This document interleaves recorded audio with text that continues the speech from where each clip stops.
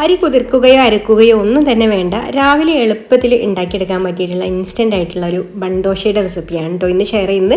ഇപ്പോൾ ബ്രേക്ക്ഫാസ്റ്റിനൊക്കെ നമുക്ക് പെട്ടെന്ന് തന്നെ ഉണ്ടാക്കിയെടുക്കാൻ പറ്റിയിട്ടുള്ള ഒരു അടിപൊളി റെസിപ്പിയാണ്. നല്ല സോഫ്റ്റ് ആയിട്ടുള്ള ബൺദോശയാണ്. അപ്പോൾ നമുക്കത് എങ്ങനെയാണ് റെഡിയാക്കി എടുക്കുക എന്നുള്ളതൊന്ന് നോക്കാം. അപ്പോൾ ഇതിനായിട്ട് ഞാനിവിടെ 1 കപ്പ് റവ എടുത്തിട്ടുണ്ട്. അത് നമുക്ക് ഈ ഒരു ബൗളിലേക്ക് ചേർത്ത് കൊടുക്കാം. ഞാനിവിടെ വറുത്ത റവയാണ് കേട്ടോ എടുത്തിട്ടുള്ളത്. വറുത്തതോ വറുക്കാത്തതോ ഏതായാലും കുഴപ്പമൊന്നുമില്ല. ഇനി ഇതിലേക്ക് ഒരു 1/3 കപ്പ് തൈര് ചേർത്ത് കൊടുക്കുന്നുണ്ട്. തീരെ പുളിയില്ലാത്ത തൈരാണെന്നുണ്ടെങ്കിൽ 1/2 കപ്പ് ചേർത്ത് കൊടുക്കാം. ഇതിപ്പോൾ ചെറുതായിട്ടൊരു പുളിയുണ്ട് കേട്ടോ, അതുകൊണ്ടാണ് ഞാൻ 1/3 കപ്പ് എടുത്തിട്ടുള്ളത്. ഇനി നന്നായിട്ടൊന്ന് മിക്സ് ചെയ്ത് കൊടുക്കാം. പിന്നെ ഒരു 1/2 കപ്പ് വെള്ളം കൂടെ ഒഴിച്ച് കൊടുക്കുന്നുണ്ട്.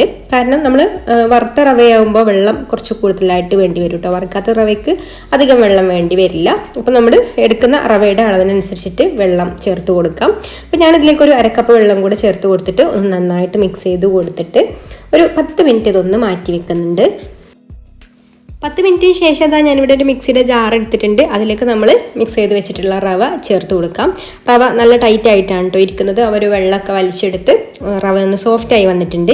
ഇനി നമുക്കിതിലേക്ക് ഒരു 1/2 കപ്പ് വെള്ളം കൂടെ ഒഴിച്ചു കൊടുക്കാം. വെള്ളത്തിൻ്റെ അളവ് കറക്റ്റായിട്ട് പറയാൻ കഴിയില്ല, കാരണം ഓരോ റവക്ക് അനുസരിച്ചിട്ടും വെള്ളത്തിൻ്റെ അളവിൽ അങ്ങോട്ടും ഇങ്ങോട്ടൊക്കെ മാറ്റം വരും. അപ്പോൾ ഞാനിതിലേക്ക് ഇപ്പോൾ ഒരു 1/2 കപ്പ് വെള്ളം കൂടെ ഒഴിച്ചു കൊടുത്തിട്ട് ജാർ അടച്ച് വെച്ചിട്ട് ഇത് നന്നായിട്ടൊന്ന് അരച്ചെടുക്കാം. അരച്ചെടുത്തിട്ടുള്ള മാവ് ഇതിൽ ഈ ബൗളിലേക്ക് ഒഴിച്ചു കൊടുക്കുന്നുണ്ട്. പിന്നെ മിക്സിയിൽ കുറച്ചും കൂടെ വെള്ളം ഒഴിച്ചിട്ട് ഒന്നും കൂടെ അടിച്ചെടുത്തിട്ട് അത് ചുഴറ്റിയിട്ട് നമ്മൾ മാവിലേക്ക് ഒഴിച്ചു കൊടുത്തിട്ട് ഒന്ന് മിക്സ് ചെയ്ത് കൊടുക്കാം. ഇനി ഒരു പാൻ സ്റ്റോവിൽ വെച്ച് കൊടുത്തിട്ടുണ്ട്. അതിലേക്ക് 1 ടേബിൾ സ്പൂണ് വെളിച്ചെണ്ണ ഒഴിച്ചു കൊടുക്കാം. വെളിച്ചെണ്ണ ഒന്ന് ചൂടാവുന്ന സമയത്ത് നമുക്കിതിലേക്ക് ഒരു 1/4 ടീസ്പൂണ് കടുക് ഇട്ട് കൊടുക്കാം. കടുകൊന്ന് പൊട്ടി വന്നതിന് ശേഷം ഒരു 1/2 ടീസ്പൂണ് ചെറിയ ജീരകം കൂടെ ചേർത്ത് കൊടുത്തിട്ട് അതും കൂടി ഒന്ന് നന്നായിട്ട് മൂത്ത് കഴിഞ്ഞാൽ പിന്നെ ഇതിലേക്ക് ഒരു സവാള ഇതുപോലെ പൊടിയായിട്ട് അരിഞ്ഞത് ചേർത്ത് കൊടുക്കാം. പിന്നെ അതുപോലെ ഒരു പച്ചമുളക് ചെറുതായിട്ട് അരിഞ്ഞതും ഒരു 2 ഇല്ലി കറിവേപ്പില അരിഞ്ഞതും പിന്നെ പാകത്തിനുള്ള ഉപ്പും കൂടെ ചേർത്ത് കൊടുത്തിട്ട് ഇതൊന്ന് നന്നായിട്ട് വഴറ്റിയെടുക്കണം.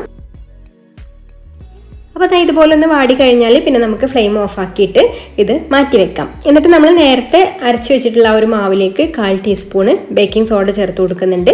ഇനി ഇതിലേക്ക് ഒരു 2 ടേബിൾ സ്പൂണ് അരിപ്പൊടി ചേർത്ത് കൊടുക്കാം. നമ്മളിവിടെ പത്തിരിക്ക് ഇടിയപ്പത്തിനൊക്കെ എടുക്കുന്ന അരിപ്പൊടിയാണ് കേട്ടോ ചേർത്ത് കൊടുത്തിട്ടുള്ളത്.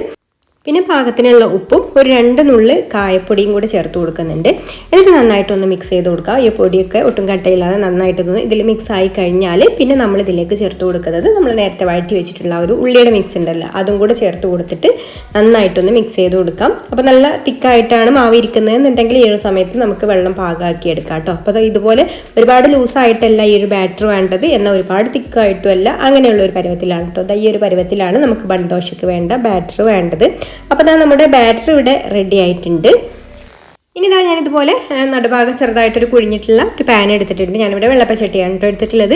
അതിലേക്ക് 1 ടീസ്പൂണ് വെളിച്ചെണ്ണ ഒഴിച്ചു കൊടുക്കാം. വെളിച്ചെണ്ണ നന്നായിട്ട് ചൂടായി വന്നതിന് ശേഷം ഇതിലേക്ക് നമുക്ക് ഇതുപോലെ ഓരോ തവി മാവ് ഒഴിച്ചു കൊടുക്കാം. മാവ് പരത്തൊന്നും വേണ്ട കേട്ടോ, വെറുതെ ഇങ്ങനെ ഒഴിച്ചു കൊടുത്താൽ മതി. എന്നിട്ട് അടച്ചു വെച്ചിട്ട് ലോ ഫ്ലെയിമിൽ വെച്ചിട്ട് ഒരു 2 മിനിറ്റ് ഇതൊന്ന് കുക്ക് ചെയ്തെടുക്കാം.